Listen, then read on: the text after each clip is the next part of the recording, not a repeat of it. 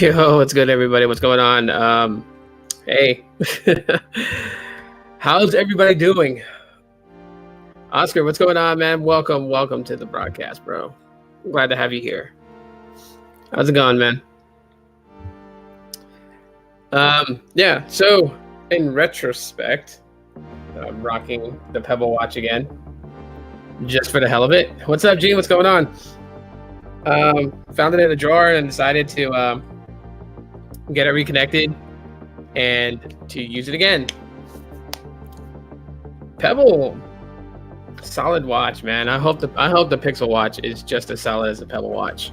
Like, when it comes to a smartwatch, I really could give a crap if it actually is touchscreen or not. I don't care. But the purpose that it serves for me to get notifications on my wrist without having to take my phone out in certain situations is what I morally care about. And battery life, because nothing sucks more than anything than having to stick your watch on a charger every night.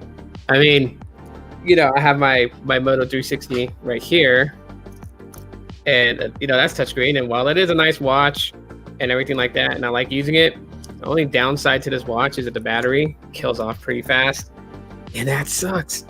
I hate having to charge it every night. I want a watch that I can just leave on my wrist and just not have to worry about it until like a weekend or something where I'm not really going to be using it. But one of the things that I'm actually doing with this watch is I'm tracking my sleep. I just feel like that I haven't been getting much rest at all whatsoever. So yeah, besides that, just, for a little fun, little nostalgia, looking through some stuff. And how many of you guys remember this? How many of you guys remember the iPod? I found it. I can't find the charger to it, so I can't charge it and turn it on and, try to see what music I had on this thing. But yeah, iPod. iPod on deck, as I'll have it. Well, that's great. Let's see. Gene's doing great. I'm glad to hear that. Oscar's doing good. I'm doing good myself, man. Appreciate you for asking. Exchanging pleasantries right now. Your wife had one of the iPods. Yeah. It was cool too? You could upload media to this and you could watch videos on this thing, right? Remember that? You were able to it was so weird how you had to do it, but you could actually upload media on this and then just watch stuff. Yeah. How the iPod has come a long way. Because if you were to get like an iPod 7th gen, like a 7th generation iPod, and then you would really see the difference there. Just everything that's changed about it. Freaking Instagram is just blowing up. That's another thing I'm just still tripping out on, is that I keep getting Instagram notifications all day long, and that's just because this Instagram reel that I did, which is like a TikTok but on Instagram, and it's just getting so much views. I think it's like, whew, man, it's pretty gnarly. How many views it's got. Actually, I'll check right now and see. It's like I got like 60 notifications in the last 20 minutes. People liking it. So if I go to the list of my reels, so like the latest one that I did got like 1,430 views. And none of this stuff is tech related. That's what's funny. It's just me reacting to like comedy ones. 307,000 views on that one with the dog. 307,000 views of that reel, man. That's insane. All I did was just react to a comedy skit. Yeah, I use a Nokia like MP3 player. Oh yeah, I remember MP3 players from Nokia. And you guys remember the Samsung Galaxy player, which was like Samsung's answer to the iPod? So they made a Galaxy device that did not have a phone app, did not have phone capabilities or anything like that. But you can download, apps from the Galaxy App Store, and that thing was insane. That thing was absolutely insane. And I'm just like, okay, quite interesting, to see that. Never owned one. I would love to find one like on eBay, which I probably will look around and maybe like do like a throwback review to it, because it was pretty solid. It was just a Galaxy player, Android. I think it was Android or it was Tizen. One of the two is what it ran operating system wise. Anywho, all right, so let's get into the nitty gritty. So, yeah, just kind of talk a little bit about what's going on in the world of mobile technology, telecom, and everything like that. So, make mention of Google actually allowing its employees to do a work from home permanently. That's pretty cool. Amidst the pandemic and everything like that. And then you also have Clubhouse losing steam behind its popularity. Well, I'll talk a little bit about that here. And of course, the Android's Twitter account messed up again and released a tweet that should not have been released just yet. And that concerns the next wireless earbuds coming from Google. So we'll talk a little bit about that mistake and why does it happen, and if it really is a mistake or if it's not a mistake. That's the big thing here. All right, so let's talk about Google, right? Probably one of my dream jobs, if I can ever, if they ever offered me a job to work for them, like hands down, without missing a beat, I would absolutely accept the job. I don't care if it's just sweeping up dead leaves on the property all over the Google campus. But if I got to work for Google, that would be a dream job for me. Like to work at Google, at their campus and everything, it would just be so totally awesome for me. I would love to work there. Of course, I would never leak anything that they're trying to work on. If I happen to have to go into an office and clean up trash or something like that, and I can hear them talking about things, I'm not going to go run to the internet and tell everybody about it. But it would just be cool to just to work there. And Google is ranked in one of the top places to work at in this country. It really is. And but because of the pandemic and everything like that, most people had started working from home, right? Like call center jobs had resorted to their employees working from home. Not really wanting people to come into an enclosed environment and everything like that. So with that being said, Google has actually started to they were temporarily allowing their workers to work from home. Now they are actually allowing it to be a more permanent base. And is this the sign of things to come when it comes to job employment? Are a lot of these jobs, like call center jobs and stuff like that, are they going to switch it off and have people work from home? For call center jobs, I can kind of see that being a possibility, but it's still also kind of hard too, because like a work from home basis for call center jobs, say like you work for Verizon, AT&T, or T-Mobile's customer service, as a rep. If you have family at home, it's really hard for you to have that time to be able to sit in your own space and be able to take phone calls, right? Because you're scored on quality, right? Quality control listens to the calls, make sure that the rep is doing what they're supposed to be doing and how they're handling the situation when it comes to dealing with the customer. And one of the things you will get dinged on for quality control is if you're talking to a customer who happens to be irate about their bill or something, and then all of a sudden, out of nowhere, just out of left field, your kid walks in the room and says, Mom or Dad, I'm hungry. And like the customer can hear that over the call. You know what I mean? Because like literally I can take, phone calls for customers just off my setup right now, like these headphones so I can hear the customer and drown out outside noise, and then this microphone so they can hear me. And this microphone does have the ability to mute. So there's a button for me to click to mute the mic so then the customer can't hear me if I didn't want to place them on a hold. Those metrics are scaled and judged when dealing with customer service through phone calls. So I mean, nothing's more worse than having kids fighting in the background, upset at each other, right? Because kids are not. They're not going to be perfect saints the way that we want them to. You know what I mean? They are good kids, even though they argue and fight. They're still good kids. You can't help the things that they're going through, and you can't control that situation. And maybe there is no other workaround for that, because you have to work at a certain time, and that certain time that you're working is literally like the time slot that you have from your job. So with that being said, Google actually, one of the first companies I've heard that's doing this, a permanent work from home basis. And I think that's pretty good. But they are when they're talking about it, because this was actually released on 9to5google.com. What they were actually saying is, that they are offering this type of employment. However, they do know that majority of the people that work at Google are going to return back to work. They have several things put in place to kind of like get people outside and not like, you know, in an entrapped building where the chances of spreading the virus can, you know, be a risk.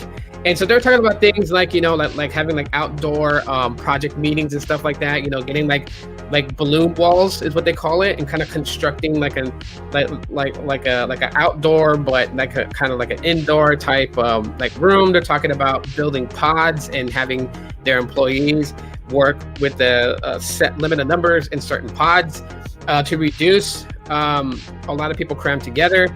And I mean, I don't know entirely how that is going to affect products and services that's put out by Google by having the team split up to where it allows 6 feet distancing, working together inside pods.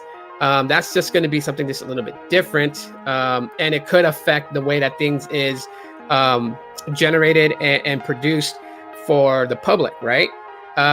When you're having teams split up that way, one of the hardest parts about having a project team split up, say like you have like Google Hangouts team has a membership of maybe like 20 people, you know, so you're going to have to divide that up by 4 to have no more than 5 people inside of a pod. But when you have 4 groups, it's really hard to synchronize what each group is working on and making sure that everything goes out properly the way that it's supposed to be. And that's the only caveat that I can think of when it comes to this, is those specific things. So judging by that factor, you know, it could be a make or break to have to kind of do that. But I know that they are trying to find a way to accommodate those that want to return back to the Google campus and work on campus. Because again, it is ranked one of the best places to work in the United States, like literally. Did you know that to do Twitter Spaces you have to have? I have less than 600 and I have access to Twitter Spaces. I already knew that. I've seen that all over. Like I read the news all the time, man. There's probably not anything that you have read about that I don't know about already. Sometimes there's not. Sometimes, you know, there's something that you know that I don't know of. You know, but most of the big heavy stuff is always beamed to me on Twitter, and pretty much, yeah, I know about it already. I'll get into that here in a little bit. Hangouts still available on Android. Yeah, because we're not in June yet. I think it's like June or July is when it's completely gone, right? We still got like another month left of Hangouts, but it's bare bones. It's pretty much stripped down, bare bones. There's nothing to it anymore. What can we do? So yeah, I'm gonna miss Hangouts when it's gone. I am absolutely gonna miss Hangouts when it's bye-bye, when it's gone away. I mean, it was a good chat platform. I'll say it that much. But anyways, let's just kind of close out that little topic right there. Yeah, so, you know, Google employees can either, you know, WFH, which is work from home, or they can go back to the campus. We'll see more, and we'll see what Google is trying to do that may catch on as a trend with other businesses to kind of implement the same thing, so then that way that their employees can return to work. We shall see. Next up on the list, Clubhouse. The currently right now iOS exclusive audio chat platform has lost its steam. And I kind of figured this was going to happen already because Clubhouse was like a banging sensation. I mean, during the time of the pandemic, most people were like, you know, at home. Most cities had like, you know, a stay-at-home order. You were only allowed out for essentials. You know, essential workers were the only ones allowed to go out to work. And so a lot of people were like stuck at home, you know, trying to lower the infection case. And one of the new social platforms that made a killing, that had its big boom because of the pandemic, which a lot of people are saying is because of the pandemic, is Clubhouse, which basically allows people to join different groups that's currently going on. So like one person is the host and creates a Clubhouse room and, you know, titles what their subject is going to be, and then just people just, you know, they join into the Clubhouse room, and they either can listen and just listen to the discussion, or they can request to speak, get added as a speaker, and then speak and have dialogue. And it became popular because one of the things about it was that it wasn't like a streaming service. You know what I mean? There was no record of it after the Clubhouse room was done. Like once the host ended the room, it was gone. There was no saving it. You couldn't screen record off your phone to record the conversation and post it elsewhere like Facebook or YouTube or anything like that, because it was gone. And even if you tried to do it during the active session, you could screen record the screen and make a video of the screen, but the audio would be disabled in your screen recording. So you could not capture the conversation that was being spoken. Now, does Clubhouse keep a record of it for legal purposes? More than likely, they probably store it for a certain amount of time before it's deleted off their servers completely. But a lot of people enjoy Clubhouse. I mean, it was an invite-only type of thing. So somebody that actually had access to Clubhouse was given a bunch of invitations, and they would send this invite code to somebody that wanted access to Clubhouse and allow them to come in and join conversations. And I mean, they slowly kind of built towards it. But there was a downside to it, and I'll get into that a little bit later here, because this is what I think ultimately is kind of like responsible for the downfall of Clubhouse. So Clubhouse has been around for a while. I mean, there are people that were on it back in November of last year. December of last year is when I kind of heard about it. And a lot more people were doing it, and it was just fun. It was all out fun just to meet new people, conversate about a certain subject, and then kind of go forward. Not having to worry about it being monetized or any of that type of stuff, because it was a free-for-all audio chat service. But like any popular service, the big social giants are going to clone a version of it. They're going to copy it. It's inevitable. If I created a social platform that caught on by a lot of people and just became super popular, then I know whatever I did for my social platform that it has people coming to it, I already know that the big social giants are going to, take that idea, that feature, and implement it into theirs, right? So if you kind of look at Facebook and Twitter, if you were to kind of look at them, the best analogy I would give for them is that they are Frankenstein monsters, okay? So they have a body part from a different thing. It's not one complete human, it's made up of multiple humans type thing. Because like you look at Twitter, and Twitter was a micro blogging website. That's what it was. And then they developed apps for Android and iOS. It's still maintained as a micro blogging social platform with a 140 character limit. And over time, they started implementing things like you could record 2-minute videos and share that, then they implemented Snapchat's idea with stories. And so Twitter has now stories, which they call fleets. And you can get creative with that. They had Periscope. Periscope was Twitter owned. It was Twitter's all along. It wasn't completely like somebody else. It was Twitter owned. If everyone's thinking like, Periscope wasn't Twitter owned, it was acquired or anything like that, you're probably thinking of Meerkat, which was probably on par, if not better than what Periscope was. But then Twitter kind of knew that Meerkat was beating Periscope in that department of live streaming. So they cut off API connections for Meerkat. So Meerkat was rendered useless because now it could not connect to your Twitter account. So it could not feed the live feed into your Twitter account. But yeah, that was Meerkat, which was third-party access. It was fun. Trust me, Meerkat totally spanked the hell out of Periscope. I used Meerkat a lot before Twitter got greedy and basically disconnected, disconnected Meerkat's connection to Twitter. I enjoyed using Meerkat. But anyways, so you look at Twitter, it's like a Frankenstein monster. You look at Facebook, it's a Frankenstein monster, right? Like Facebook, was a social platform, equivalent to what MySpace used to be. And then obviously it changed from that. They added, stories like Snapchat as well, live streaming as well, natively within it. They got Facebook games now, so you can stream your gameplay to Facebook and have an audience there. They're starting to push against YouTube. So like Facebook right now does have it set up to where content creators can upload content to Facebook. They can title it, they can put a description. The whole thing that you do on YouTube, you can do on Facebook.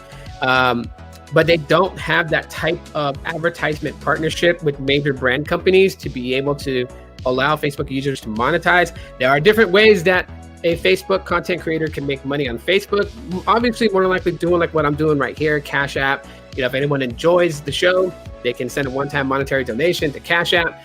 And that's what a lot of creators on Facebook are kind of doing. They're kind of doing that. They're kind of doing PayPal. They're doing different things. They're even taking crypto. I mean, there's people that's like, hey, you can send crypto. I take crypto. So there's a lot of things, that you can do that you can make money on Facebook. But Facebook also, like I said, adopts things from other major platforms. And in this case with Clubhouse, it's no different. So Twitter already pretty much launched theirs. Like Gene said, it was announced a couple of days ago that Twitter Spaces is now opened up to Twitter accounts that have more than 600 followers. I have less than 600. I have like 500 and some change, but I have Twitter Spaces access. And it's just simply just like Clubhouse. You start a space. You can invite other people on Twitter that follow you to join you in your space, and you guys just chit chat or whatever, talk. It's all audio, no video feed, nothing like that. And the same thing, you cannot screen record and capture audio. You can screen record and see like this video of silence, which is showing what Spaces looks like with all the different icon heads to show which Twitter accounts are in this space and if they're speaking or if they're listening. But you can't hear what anyone else is saying. The audio record is cut if you try to screen record on both Android and iOS. And yeah, it's just a free for all. It's not saved. You can't go back. So like if you like listening to somebody who starts a space on Twitter, if you like listening to the subjects they talk about, that the group talks and everything like that, if you happen to miss it, right? Because you get notifications that so-and-so started a space. If you can't watch it at that time to listen to it, there is no replay options. You cannot find it and replay it later. I can't start a Twitter space because I only have 83 Twitter followers. Get more people to follow you. Yeah, I get super active on Twitter. That's how I grew. I shared my Twitter links in the description of my live streams, of my video uploads. My social brand links are all in the description. So you start doing that. Put it in there. Right here, this camera right there is my handle for both Instagram and Twitter, Kage Yure. So you can follow me on there. If anyone don't know what that means, basically it's Ghost Shadow, which is my gamer tag on Stadia. So, anyways, yeah, share your Twitter links, man, and your live streams. Even if you have to sound like a broken record, remind people that if they got Twitter, they would like to follow you outside of YouTube. In the description is a link to my Twitter. Follow me on Twitter. Just incorporate Twitter into your brand, and you'll start to grow on Twitter.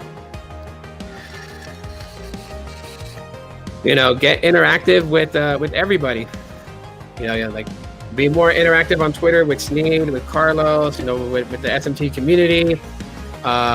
Be more interactive with some of the major players in there. Like, if you follow Tesla, comment back to Elon Musk's tweet, of an idea that you have, respond back to John Ledger when he posts on Twitter, respond back to Peter Adderton, that's how people will find you. You got to put yourself out there. You got to break your bubble, your comfort zone, and come out. Even if you're afraid that somebody is going to attack you, like there's going to be people that's going to attack you, there's people that's not going to attack you. Worry about the ones that don't attack you, and then ignore the ones that do attack you because, they're obviously not doing what you're doing. And so it burns their ass hairs, and just leave it be. But you got to get yourself out there if you want to get more Twitter followers. Anyways, yeah, so you have Twitter Spaces. Facebook is still working on theirs. Reddit is working on theirs too. Yes, Reddit is coming up with their own version of Clubhouse, Twitter Spaces. So a lot of social platforms is adopting this feature into their feature. Reddit is cool. I like using Reddit. I like reading, the different posts and stuff like that, and what people share. What I don't like about Reddit is that they don't really have like a way to live stream like this. They have a live stream network, and they have so many slots open for people to use it to live stream. And if you try to even get a slot, it's like nearly impossible. I mean, you have to like be struck by lightning in order to get that spot. And then when you get that spot, then you get a live stream. If you have nothing to talk about on the live stream or whatever, or you end it early, you can't come back later to live stream again and get that slot back. Once you give up your slot, somebody else that wanted to live stream that day will get that slot. I don't understand why Reddit does it that way, and I really sincerely hope that Reddit changes that, because Reddit's a pretty cool platform. I mean, you got your people that talk nonsense, but you can always filter that crap out. I deleted my Twitter. I got into arguments. Don't argue with people. People say stuff to me all the time on Twitter. They DM me or whatever, but I mean, I just don't pay attention to it. Like, if it's stupid, I'm not going to put my energy into it. You got into it with someone. Twitter just announced a few minutes ago the new Twitter composer. It's new. Yeah, I'll get into that on a different time. So anyways, yeah, so with Twitter and Facebook, with Reddit, with other social platforms kind of building a similar thing to what Clubhouse has, yes, while Clubhouse is the original, the owner of the idea, that doesn't give it the advantage. Here's the fault of Clubhouse, and this is the reason why that I feel like that Clubhouse is on a decline in popularity and usage. And it's not so much that like Twitter did it better with Spaces, or Facebook is going to do it better with their version of it, or Reddit is going to do it better. It has nothing to do with that. There's one quintessential downfall to Clubhouse that is the reason why that it's failing. And that is Clubhouse currently right now is an iOS exclusive. If you have an iPhone, you can download the Clubhouse app. And if you know someone that already has access to Clubhouse, and they have an invite, you can request them to give you the invite so you get access to Clubhouse right away instead of having to wait too long. Music is too loud. I hear music is low. So, but anyways, so with that being said, that is Clubhouse's downfall. Clubhouse's major downfall is that there is no Android app. There is no Android service for Clubhouse. You have to have an iPhone to use this thing, or you can't. And yes, Clubhouse did post on their blog that they are currently working on an Android app version. They are beta testing it right now. There's a select few of people that has access to this app and that they are using it already. But it's kind of like, all right, you took too long. Your services has been out since last year, and only now you're working on an Android app. Like, that just doesn't compute. In my humble opinion, it does not compute. Twitter worked on Spaces simultaneously for both Android and iOS access, right? That at this point right now, if you have more than 600 followers on Twitter per se, you can start a space on Twitter and invite people in to chit chat on your space on Twitter. I say quote unquote because, like I said, I have less than 600 and I do have access to spaces. I can start a space, I can host one, I can invite people in, and we can have a conversation that once I end the space, it is completely gone and it's out of there. No one will ever have a copy of it. Even if they were to screen record it, you would get no audio because that is blocked from being recorded. As this is what it is. It's an audio chat social platform. But that is Clubhouse's major downfall, is that they did not launch their service for both Android and iOS. And any app developing company that does this is doomed to hurt itself. Because yes, while it seems like that, Apple iPhones is the most popular phone, and you would think that if you just put a service only on that, you would be okay. You're forgetting that Android has come a long way since 2009. Android has gone a long freaking way to what it is right now, and is also very popular and widely used around the world.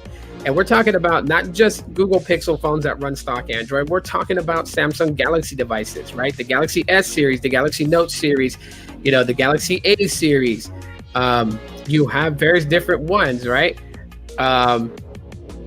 And then you also have some LGs, even though LG is no longer in the mobile market game. You got LG. You also have Motorola. You also have Lenovo. You also have Xiaomi. You also have Huawei. You have Kyocera. You have so many different OEMs that build devices and use Android. Android is really, really, really popular as well. If you're going to release something for one platform, then your limitations is only to that platform and its users. You cannot say, all right, we're releasing it on iOS. We got, over 1.7 million downloads, and expect to see that type of climb. What's up, Mike?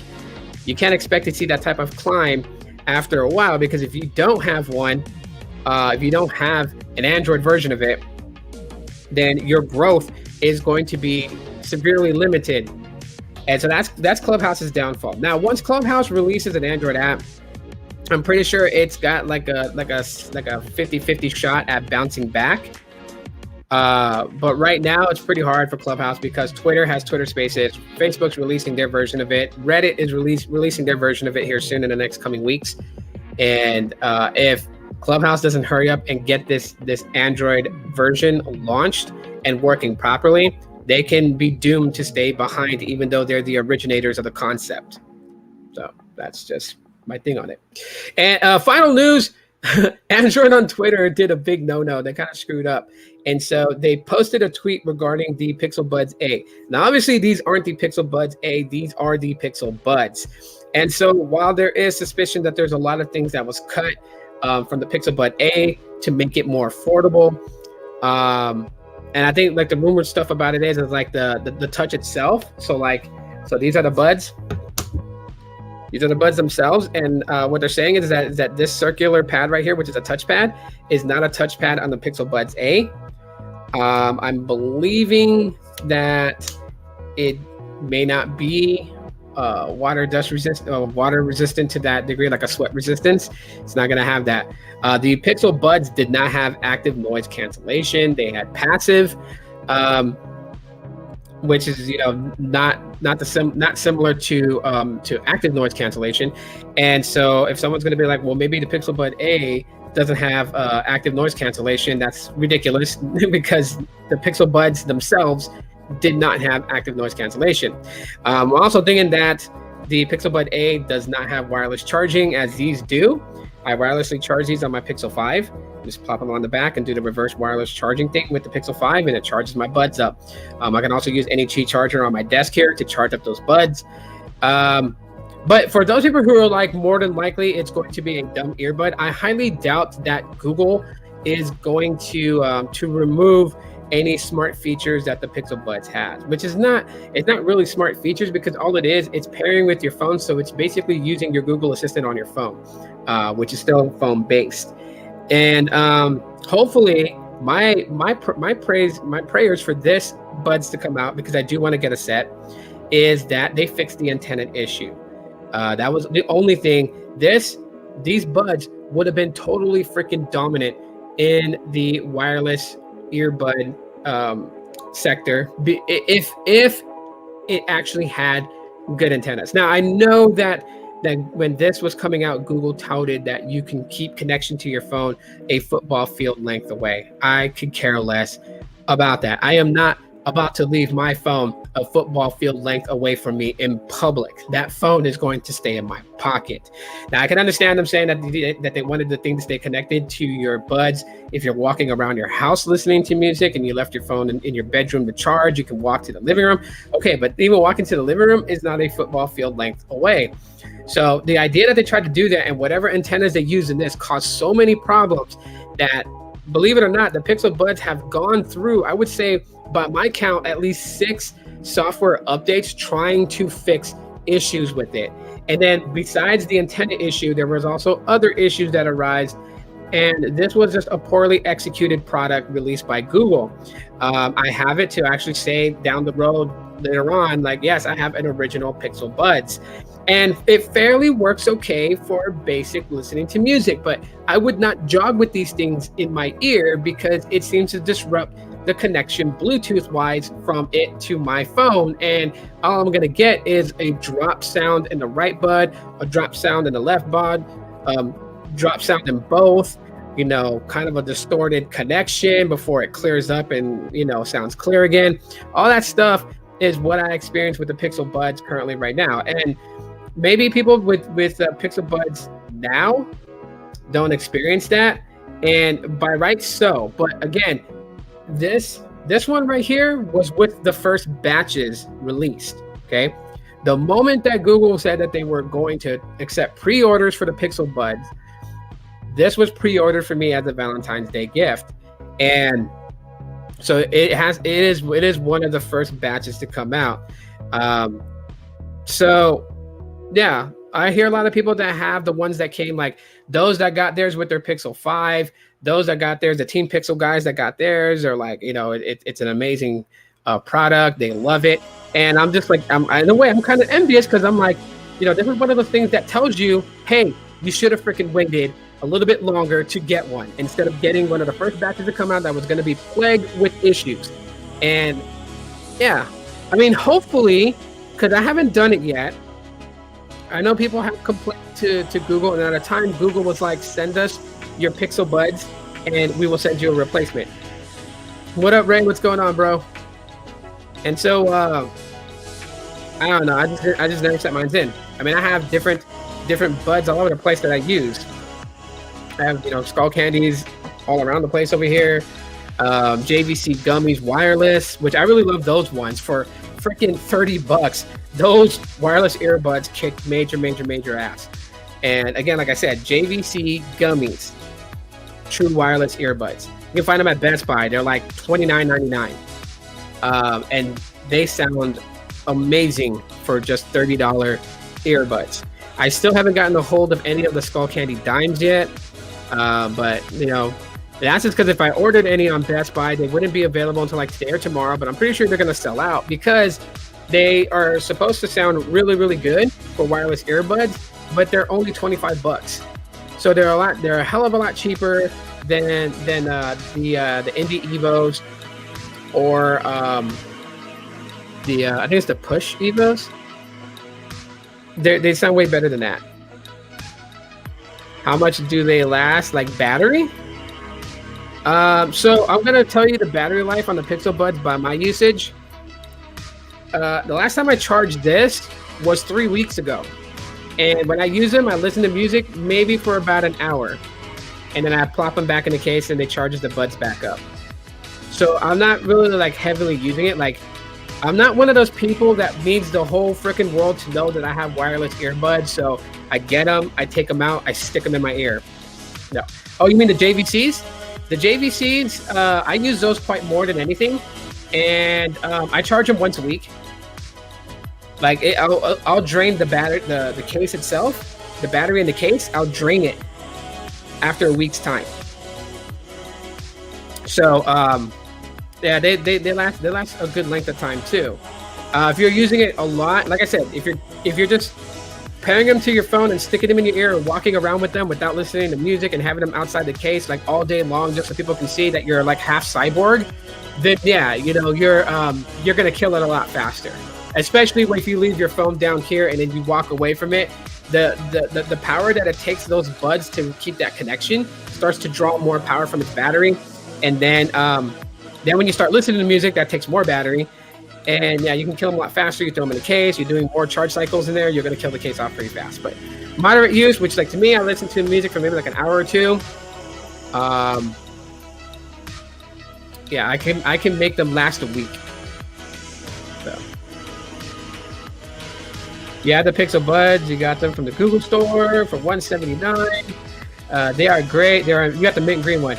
And you probably got like a newer batch compared to the ones I got. Like I got this on the month it was released, and I regret it. And it is up to date. Trust me. Someone's gonna like comment later on if watching the replay, and they're like, "Hey, you should probably update the software." The software has been updated. Anytime that any of my Pixel products has a software update, I do the update.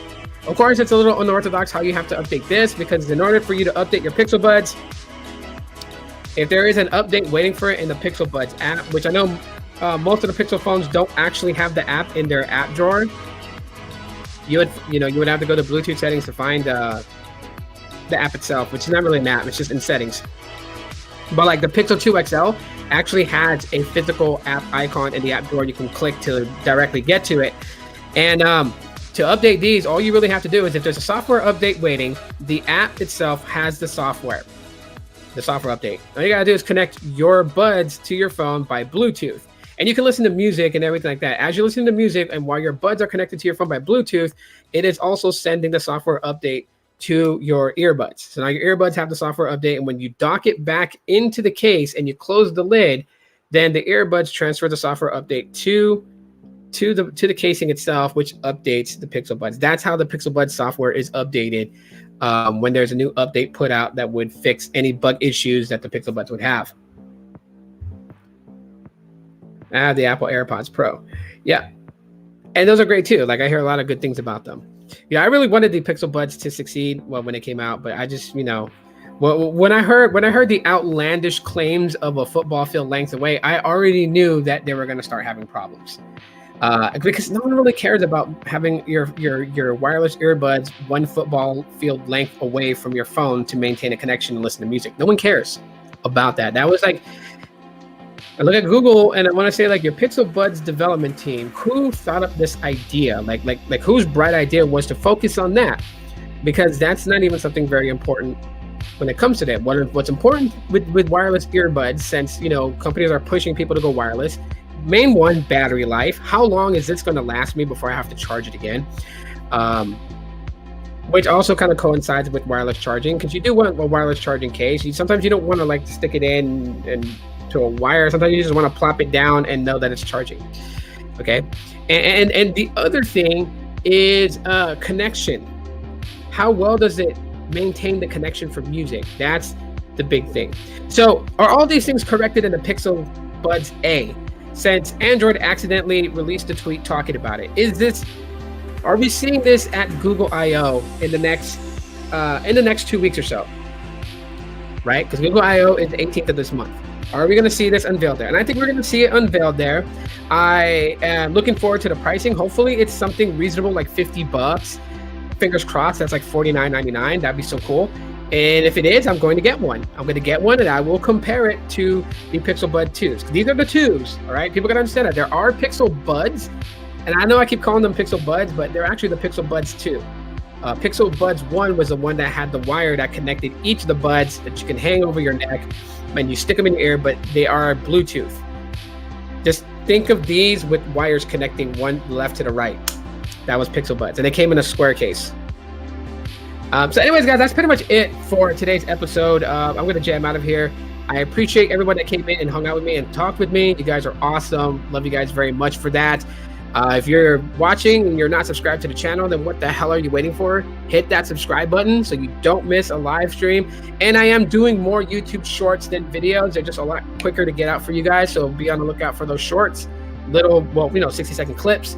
And I'll be doing a lot more of those on this channel. So hopefully you guys are okay with that. Right there, if you guys will leave a one-time monetary donation, you guys can do that right there. Or if you want to become a member of the channel, become a member of the channel to get some awesome perks and, of course, exclusive live streams for members only. Again, thanks for checking out my live stream. You guys are awesome. Love you guys very much. Be safe out there. And yeah, by the way, I changed up the graphics on the intro and outro, so hopefully you guys enjoy them. This time I needed something new. So, all right. Peace.